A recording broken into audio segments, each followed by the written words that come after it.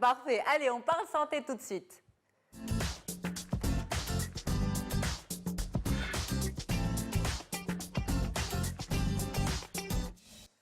Allez, on va parler de blanchiment de dents sans transition, hein, de golf, émotion aux dents. Bref, il va falloir trouver la perche entre tout ça. Il y a pas. C'est qu'elle a de très belles dents. Elle a de très belles dents, exactement. Merci, docteur. Tout à fait. Tout à l'heure, en rencontrant docteur Hatimi, je lui ai dit, s'il vous plaît, pas de déformation professionnelle, pas d'analyse. On essaie de voir autre chose que les dents. C'est pas évident quand on est dentiste, médecin dentiste. En tout cas, comment fonctionne une séance de blanchiment de dents? Nos équipes sont venues chez vous dans votre cabinet pour voir techniquement comment ça se passe. On regarde et on revient pour en parler. Les blanchiments dentaires sont les techniques qui permettent l'éclaircissement des dents à travers un principe très simple, c'est la libération des molécules d'oxygène contenues dans les produits actifs et qui permettent l'éclaircissement de la surface de la dent. Il existe deux grandes techniques de blanchiment dentaire, les techniques ambulatoires et les techniques réalisées au fauteuil chez le médecin dentiste.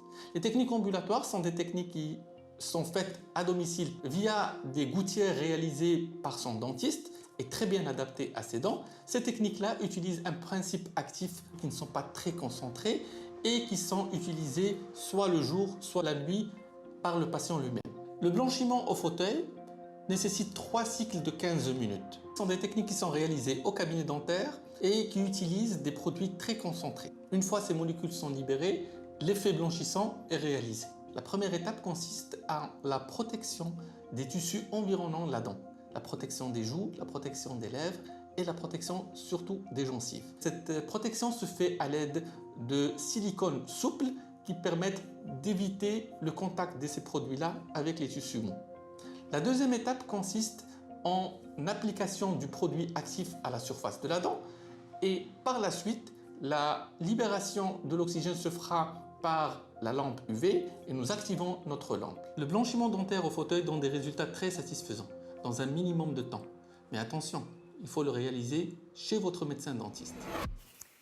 Eh bien justement, c'est pour ça que vous êtes avec nous, docteur. Merci beaucoup, c'est un plaisir de vous avoir. Merci à vous. Et on va essayer de parler de cette, on va dire, grande mode du blanchiment des dents. Pourquoi aujourd'hui on ne se suffit plus à un bon brossage qui respecte, on va dire, les normes et les recommandations des spécialistes, à savoir 3 minutes, 3 fois par jour, les brossettes, le fil interdentaire, etc., pour avoir une bonne hygiène. Mais on cherche absolument cet éclat et cette blancheur qui n'est pas forcément naturelle.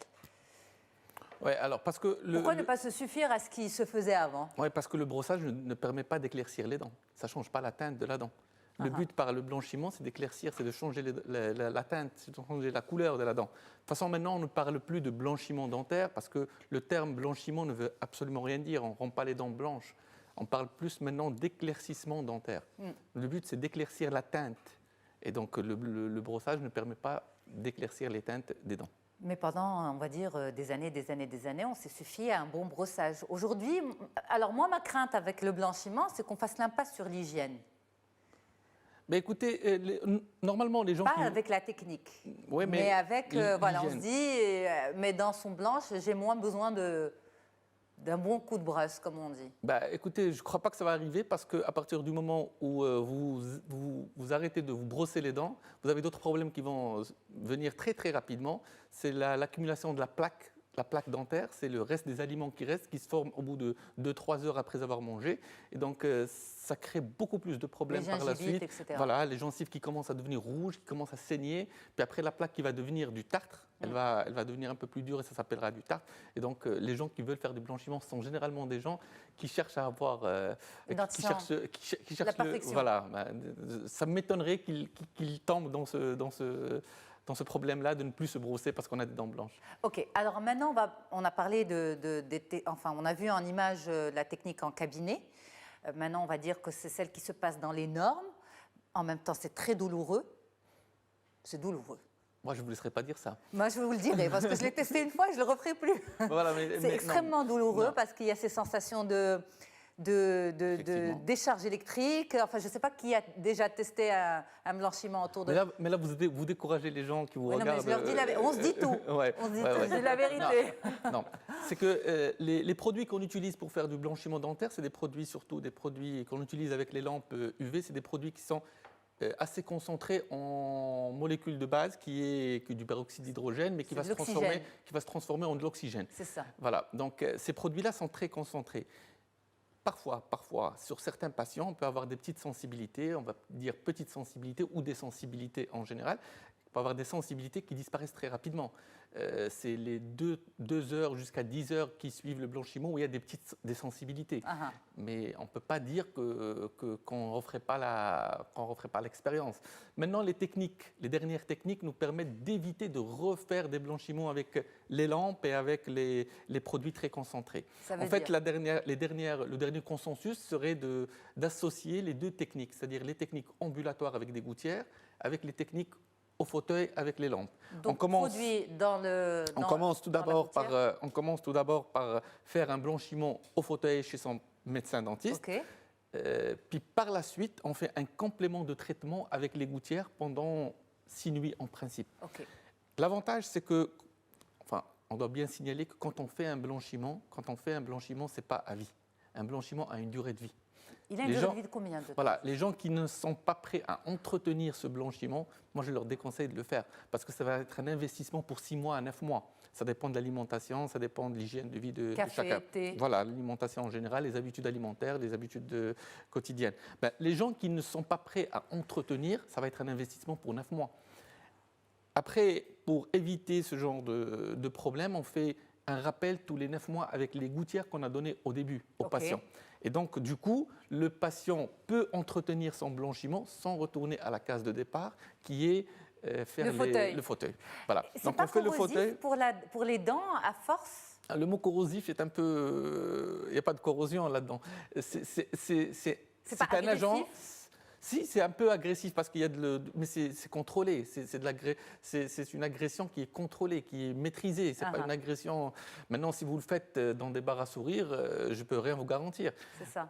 Si vous le faites dans un milieu professionnel bien encadré, bien guidé, je ne vois aucun problème. Est-ce qu'on a assez de recul aujourd'hui pour savoir si un blanchiment annuel, une fois par an, une fois tous les 2, un blanchiment régulier sur plusieurs années ne va pas, au contraire, fragiliser l'émail dentaire? C'est ce que je vous disais.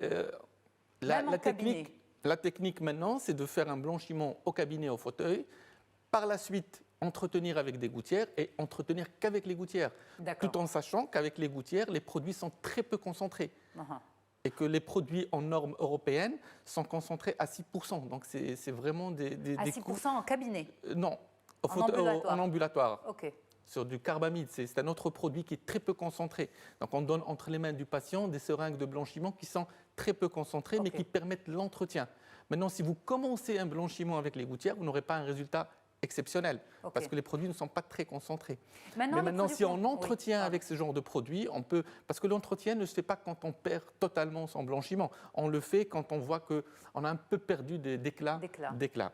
C'est ça, c'est on va dire un suivi esthétique. Voilà. C'est un suivi esthétique. Moi, je donne toujours l'exemple au cabinet, j'explique ça aux patients en donnant l'exemple. L'oxygène, quand on le met au contact de n'importe quel tissu, il le fait blanchir. Quand on le met au contact des cheveux, ça fait blanchir. Quand on veut se décolorer les cheveux et qu'on met un produit décolorant qui est à base d'oxygène, si on ne fait rien pour entretenir, on aura une partie noire et une partie jaune. C'est ça. Donc c'est un entretien qu'il faut faire. Si on ne fait pas de l'entretien, c'est pas quelque chose... Parce que les gens souvent nous posent la question, est-ce qu'en faisant mon blanchiment, ça y est, c'est bon, j'aurai les dents blanches toute la vie, ça aurait été trop sympa et trop simple. Non, il faut entretenir. Et l'entretien devient de plus en plus facile avec les gouttières qu'on donne au début. Et avec un entretien, vous n'avez même plus besoin de consulter votre dentiste. Vous voyez qu'au bout de 6 mois, vous avez des teintes qui commencent un tout petit peu, la couleur des dents qui n'est plus aussi blanche. Vous faites un petit entretien d'1 jour ou 2. Alors, qu'est-ce que vous pensez de ces kits qui sont en vente libre dans les paras, dans les supermarchés, etc. Je vais utiliser un terme qui est très vrai, c'est catastrophique. Ah oui? C'est catastrophique. Même si c'est sous-dosé? Oui, mais le problème, c'est qu'on ne peut pas faire un blanchiment sur n'importe quelle personne. C'est vrai. C'est-à-dire qu'un blanchiment nécessite obligatoirement, au préalable, un diagnostic. C'est un traitement. Un blanchiment, c'est un traitement. Vous dites on ne peut pas le faire sur n'importe quelle personne, il faut que la bouche soit complètement saine, pas de gingivite, pas de caries, pas de fissures, c'est plutôt ça. Quand on veut faire un blanchiment, on applique un produit sur la surface de la dent. Ce produit-là, il va pénétrer la dent. Quand la dent présente une carie, Une carie, ça veut dire un trou microscopique, mais c'est un trou, c'est-à-dire que c'est des bactéries qui ont un peu dégradé la surface de la dent. Ce produit-là, si la carie n'est pas traitée, va s'introduire. Et donc, c'est des produits très concentrés, c'est de l'oxygène. Et bien, voilà pourquoi on a des grosses sensibilités, on a même parfois des grosses douleurs. C'est que le produit s'infiltre à l'intérieur de la dent et on a de grosses douleurs par la suite. Donc, nécessité de faire un diagnostic préalable de toutes les dents, nécessité de voir si on a besoin de le faire ou pas, parce qu'il y a certains cas où on ne peut pas faire de blanchiment. On peut pas, quand on veut faire un blanchiment, il y a des conditions. La première, c'est que les dents doivent être saines. Imaginez que quelqu'un qui se présente avec une couronne, par exemple, sur une dent de devant, une dent d'à côté où il y a une ancienne carie traitée par un composite, je ne sais pas si les termes... On vous suit.